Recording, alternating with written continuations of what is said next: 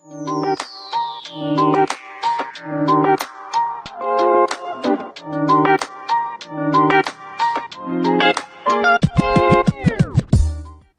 YouTube, and welcome to episode 1 of season 10 of Tomorrow's Talk Today.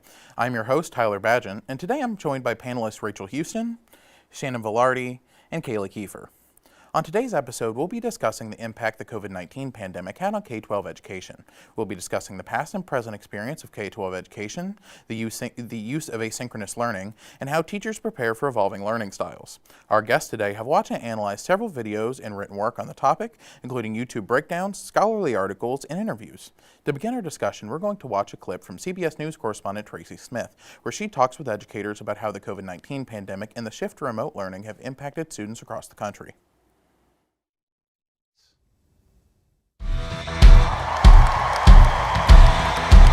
It sure looks like the pandemic is over. Stadiums are open again. Crowds are everywhere, and hardly a mask in sight. But COVID hurt a lot of things you can't easily see, especially in schools. I feel like I just need to stand on a mountaintop and just yell to folks, take this seriously. Everything is at stake right now. And Jeffrey Canada knows. He's the founder of the Harlem Children's Zone in Manhattan. We all knew that the pandemic was going to affect education, but how bad is it? We've got the data now, and things are bad. They're actually worse than most of us thought. In fact, I would tell you that we have an education crisis right now. So all of us have had experiences with learning during the pandemic, and I kind of want to ask you about learning during the pandemic and how that was for you. And so Kaylee, my first question is to you. So think back to March 2020. What was your reaction to hearing about schools being closed for the first time? For the first time, I was actually really excited because that meant we got a 3-week long spring break, and I got to be home with my family and my friends, and we got to just hang out for 3 weeks. But soon I realized that I wouldn't be able to go back with my friends and my family and my teachers and stuff, and I really missed that because I love school. I was the kid growing up that you cannot get me not to go to school. I would go no matter what, and I absolutely loved it. So it was definitely, I felt lost because I didn't know what I was supposed to do every day, because I'm very much like a girl that loves a schedule and everything, so I was very sad about everything. No, I definitely feel that. No, I remember the fear of both the fear of spring break being canceled, or also I think I was sitting in my 10th grade biology class, and we all thought people were lying when Governor Northam announced that we were going to be closed for those 2 weeks. And Rachel, I want to go to you next. So, do you think there was a subject in school you struggled with more because of online learning during the pandemic? There were definitely a few subjects I struggled more with, but it also benefited me in some ways. So I struggle with math. I have short-term memory, so I really can't remember much of anything after a month. And so I couldn't get the one-on-one help that I kind of needed for math because I was typically in a math class with 2 teachers, and so I struggled a bit. It was actually thanks to online learning that I was able to pass math, and it was the same for chemistry. I was able to kind of get that online one-on-one help, but it really wasn't benefiting me. Interesting. And I think there's a lot of students who feel the same way and had similar experiences. And Shannon, I want to go to you. So looking at all of the research that we've looked at, if you could change one thing about how schools are handling learning post-pandemic, what would you advise? What would you change? The one thing I would change is implementing a test for maybe kids after first grade and see does this student do well virtually, in person, or a combination of both, and go from there, and having a schedule for them to have the virtual content learned from them, because these are the people for the future and we need to educate them correctly, and to properly do that is to accommodate their needs and see where from their capability of learning and where they thrive, and do implement it that way. Like a student does virtually better, have them do Zoom classes, and have, if the person does better in person, have them come to school and go off of that and see where education can take from there. Mm-hmm. I agree with that. Like, all students can't learn the same way. No. Yeah. And so, Kaylee, how do you think students today are affected by the loss of education and online learning during the pandemic? I think they're extremely effective. both my parents are teachers, so I have it firsthand where they were like saying how all the students are behind because we lost pretty much a year of learning. So, and they're having to reteach everything the students were supposed to learn in that grade level before, and because of that, they're losing out on more instructional time that they're supposed to be learning new knowledge and everything. So it's definitely a big impact in the education system because everybody's having to relearn everything, and that's causing them not to learn as much as they're supposed to, which will impact them going to grades above in the future. Mm-hmm.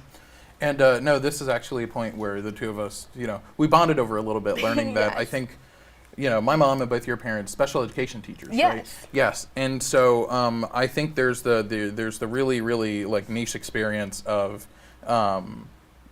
parents bringing home all the stuff during the pandemic, and you kind of watch the stress on teachers play out in your own home. And so would you mind talking about that for a quick second? No, like yeah. what basically what did you see back during 2020 with with your parents? Oh my goodness, both my parents were definitely a lot more stressed, and they were really worried about their students because a lot of the students my parents work with don't have the best home lives, so they were constantly like reaching out to the students and making sure they were okay if they needed anything. My mom used to hop on like Zoom calls to make sure they just had somebody to talk to throughout the day because a lot of the times the students were home alone without their parents. So my parents were like extremely stressed, but they were also really worried about the students because they wanted to make sure everybody had like a good, like somebody to talk to throughout the day and everything.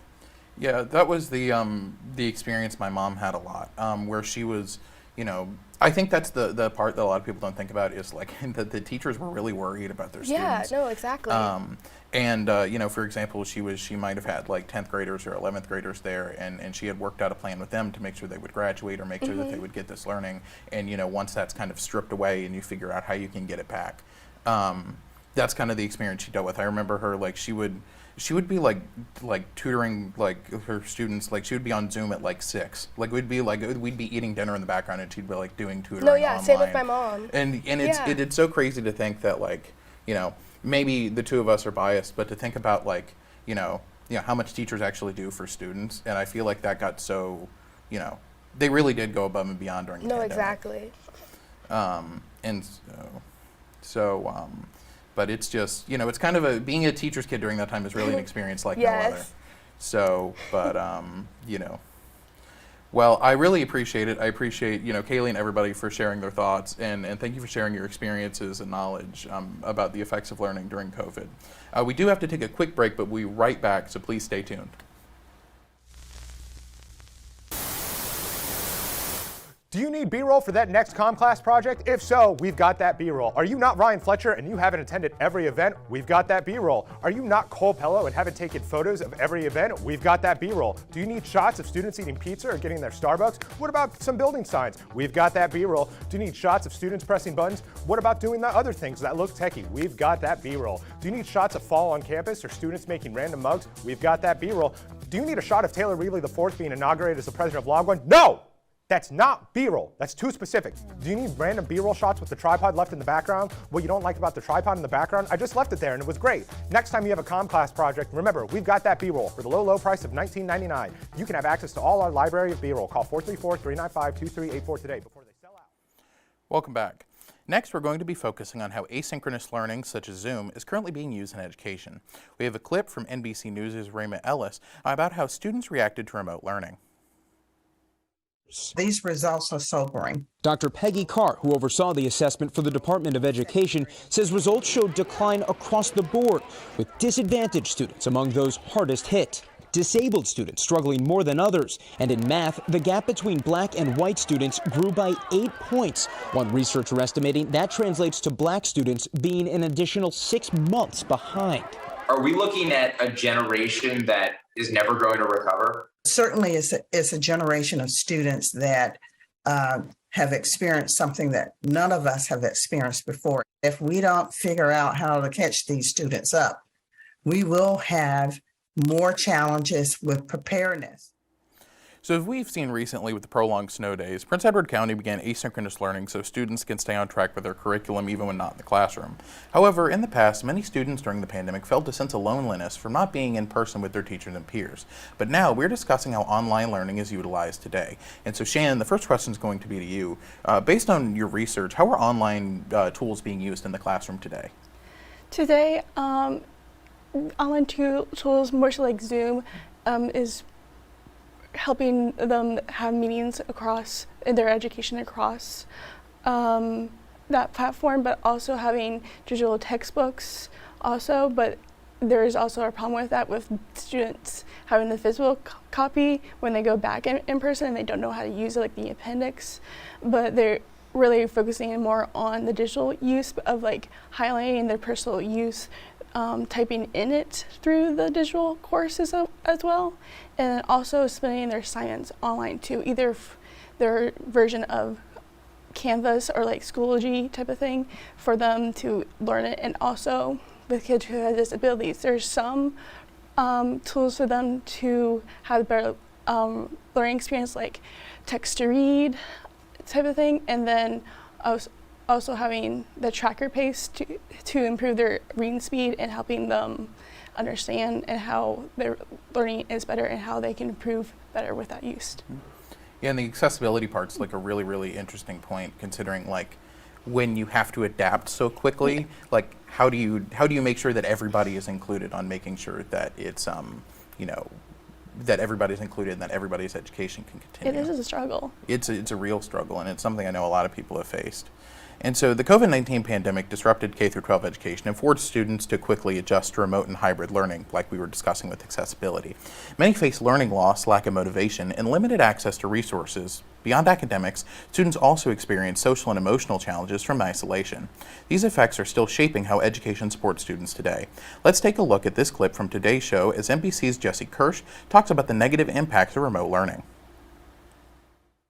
All across the country, students are facing unprecedented challenges. We're all really struggling. Basically, it sucks. I'm definitely less interested. We've been following 16 students since the first day of school, and they echo what was found in our massive national survey. I've never felt so much stress in one school year. I wish things could go back to the way they were, just going to school every day. The study surveyed 75,000 students from 2018 to 2020, and in the fall of 2020 alone, found that over 56% of students said their stress related to school increased compared to the time before coronavirus. And so first, Rachel, I want to pitch it to you after that clip. What are the differences between engagement between in-person and online learning? I would say the biggest difference is ensuring that students are on task. When you're in person, you're able to see, is a student on a phone, playing games, maybe using a fidget toy. Whereas online, there's no way to ensure that. You could have multiple tabs open, be playing games. I know I played games during COVID, but it's very hard to manage what kids are doing. It's also really difficult to kind of talk one-on-one with kids when a lot of people have difficult home lives or different situations, and it's really hard to get one-on-one learning. Mm-hmm. And to go off that point, there are a lot of us who are kind of in that sandwich generation who both experienced the tail end of high school virtually, and then we started college still not quite in the pandemic, but still pretty close. How would you say that online learning impacted your transition to college and continues to impact your college career? I would say that it made me a little more antisocial when it comes to classes. I still do try to participate, but I tend to email professors if I need help instead of coming up in person or having Zoom meetings with them. I would say that it did affect my math. I took statistics last semester and it was definitely difficult. And I think that kind of built upon what I already was struggling with during COVID. No, I can bond with you there. The way that my high school schedule stacked up, I didn't take a math class from sophomore year of high school until my second semester freshman year of college, and so that was a long time to go without math. And so I definitely, I feel you there on the terms of the transition there and kind of the learning difficulties there. And so Kaylee, I want to pitch to you next. What are the benefits of and challenges in current K-12 classrooms, specifically when it comes to the pandemic's impacts on online learning? I definitely think some of the challenges are that a lot of the students are not at the level where they need to be, like especially for like let's say first graders that missed out on their like kindergarten year. They didn't have the aspect of learning how to read, so they're definitely behind on that. And they're just learning all the stuff that they were supposed to learn in previous years to where whatever level they are now. But I think some of the benefits are that a lot of students are happier to be in the classroom because they had the impact of not being around their family and their teachers and their peers for a certain amount of time. So I think a lot of students are happier to go back and more willing to go back to the classroom.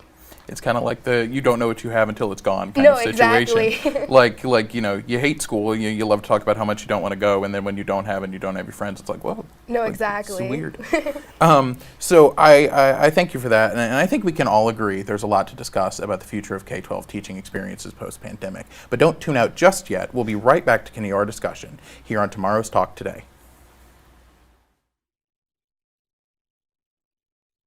The motto of the department for years has been, we make the world through words. All the professors are very supportive. I know that I can go with them with any questions about anything. They're amazing and they're genius, and you would be amazed at the things that they've done and the places they've been and the things that they know. You gain really neat skills that can take you in a whole range of directions, and it really allows you to have a wide array of possibilities when you leave Longwood. Teachers are very creative in how they teach, and we try to teach creative approaches to problem solving. So in our writing classes, often you will do things like build Legos and then have to describe how you did it so that you learn how to write instructions that other people can read. We talk about great ideas, and so classes are just really fun to sit around and talk about the meaning of life and talk about what's super important in the world today. There is a level of being able to sit down and just listen that is required to be able to do that work well. And with that, listening means being sensitive to people's backgrounds. We make the world through words, through those sensitivities, and coming together as an English community. You learn how to put your best effort into something to get the best back from it. I started out wanting to write books, and now I'm working with the athletics department, working with ESPN. I had dropped out for financial reasons, and while I was sitting at home just working, trying to make some money, I got an email from an English professor, Dr. Hetty. It was a deeply personal moment, but it really did feel like the English department cared about me and about the students.